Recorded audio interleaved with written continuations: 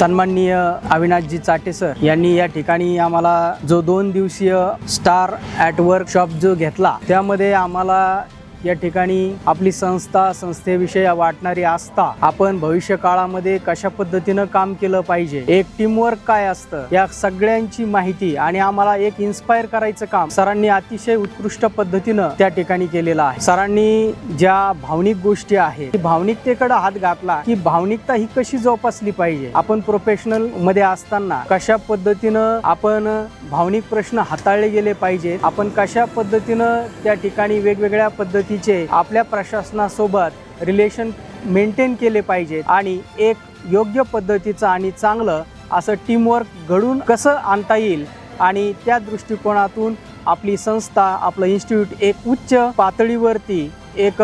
खूप मोठं नावाजलेलं कसं होता येईल, याकरिता आम्हाला या सरांच्या या वर्कशॉपमधून खूप काही चांगल्या गोष्टी आणखी मिळाल्या। सरांचं मी या ठिकाणी खूप आभार व्यक्त करतो आणि थांबतो।